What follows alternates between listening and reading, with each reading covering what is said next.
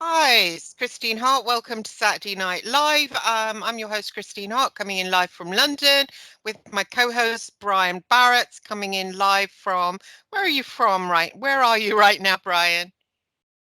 I'm in the middle of the Atlantic Ocean in a little place called Madeira. Ah, It's a Madeira. Portuguese island, so yeah, I'm a long way away, which Oh, is quite interesting. exciting. Exciting. We'll have to do a show around that, Brian. So I'm in the middle of Storm Antonio here in London, and our guest today is Fritz Springmeier, author of books such as Bloodlines of the Illuminati. Wow, that sounds like a cannon going off. It's actually thunder. Um, Welcome to the show, Fritz. How are you? I'm doing fine, and I'm in the middle of America in farming country in Kansas. Oh, Kansas. That's very Oh Wizard of my, Oz. Very Wizard of Oz of you. Oh, okay, lovely. So welcome back to the show. You've been on before, Fritz, and we spoke about my own experiences as an MK Ultra slave, and so just want to go back over. Well, not re-repeating old stuff because your old show with me is still out there. Just on experiences that I want to run past you that I've had since then. When I was listening to James Casbolt, apparently who had gone through the same type of thing, I felt a kind of pressure on my third eye, and then I started to recall a lifetime being tortured by Joseph Mengele. I had a twin who was blonde, and then she died under torture, and then I was taken to Treblinka, where I served as a soldier, and then rose in the ranks, and eventually I was at Velversberg Castle under Himmler. We were trying to open portals. Um, I also remember a previous life before that being burned at the stake by the Vatican and kept a prisoner. Now, I was just wondering, Fritz, what is it seems that people are a certain bloodline, and although it's not really blood, I mean, I certainly remember us hopping life to life and having an enemy sort of attack. It seems the enemy is the church. So what do you think of those past lives, and would I end up targeted after having those kind of past lives? Uh, well, the reason somebody is targeted is that they want to use you, and they invest time and money programming and building controls in so that they can use you. Uh, and one of the criteria for using someone generally is that you're intelligent. So, uh, it doesn't do any good to use mind control on someone who's a total idiot because when you're done with the mind control, you don't have anything. So, uh, they see that they can use you and that you're intelligent. And I suppose, uh, if I'm correct, I mean, I haven't met you face to face, but you're also probably a good looking, and that's probably an asset to them. Also, what? Sorry, You're good sorry. Say looking. that again. The last bit you cut out. I think. Oh, Well, thank you. he said you may be good looking, Chris. Oh, yes. I used to be when I was younger. Yeah. yeah, so that's another asset. So they they there were they felt like you were somebody that was worth investing in. That would be the way I would approach describing why you've gone through what you did. So what is the link with working in the SS and being burned as a witch. What is the link? And I think there is a link there because I researched this, and Himmler said that he believed that the SS were reincarnated witches. So there is a link there. Yeah. Everything ties together. Yeah, I would agree with that everything ties together. So who would be targeting witches? The church? Well, who would target witches? Witchcraft, well, it's common to see witchcraft as either white or black, but that's kind of a misnomer. But the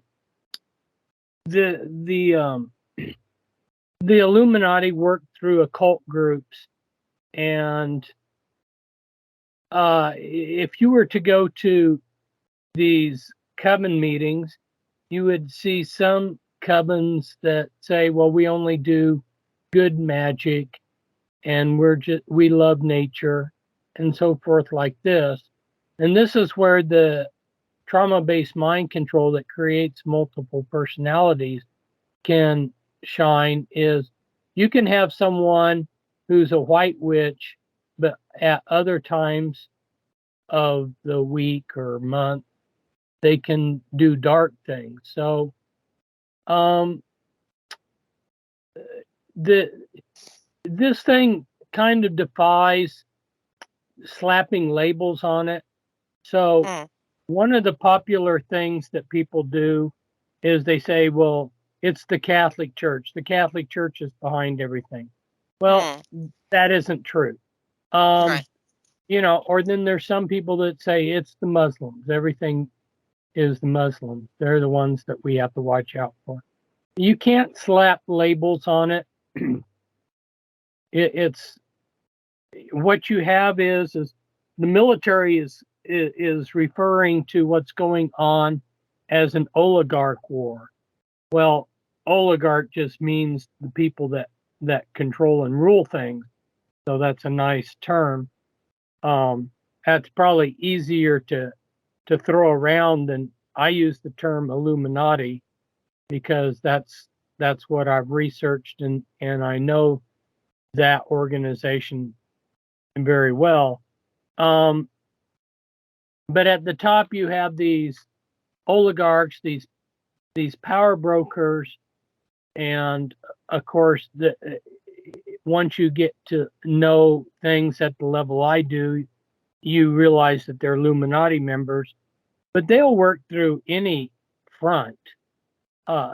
They'll work through the SS, they'll work through the Vatican, they'll work through the city there, which is the financial center inside London. They'll work through all of those areas. They'll even work through people that are in prison, and they'll work through, for instance, there might be somebody who just spends their time in a rocking chair and everybody thinks they're an idiot, but they're just programmed to look like an idiot, and they're actually very smart, and the Illuminati use them, and nobody would suspect this person that seems to be just right, is incapable of doing anything, even taking care of themselves, actually could be doing something on after hours. So it really defies labels. That's one of the things that I've tried to fight against for the last 30 years. Should I try and see myself as on the side of the bad guy, since I had previous lives that were linked with dark things, and I worked for Rupert Murdoch in this lifetime, and that's pretty dark, though I tried not to hurt other people. But should I see myself as a dark character then, do you think? I don't know. Yeah. I don't know your life today. Yeah. And one thing that I try to do, I mean, I interacted with the leaders of the Illuminati at one point. They were trying to recruit me to write a history of the Illuminati, and I treat everybody with respect. It says in the Word of God that we're to honor kings and we're to honor all men. We're to treat people with respect. And, you know, for me, what I would want to do with you, which I think is only proper, is to treat you with respect. Do you have a dark side? Yeah, you may have a very dark side, but that doesn't mean that that's something that you, your front personalities are wanting to have happen.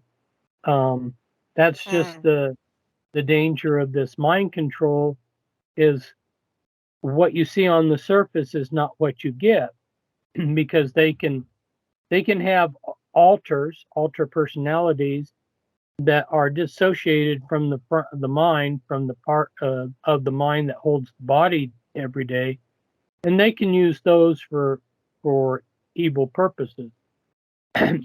It's important. So then it wouldn't be the. Yep. Go ahead.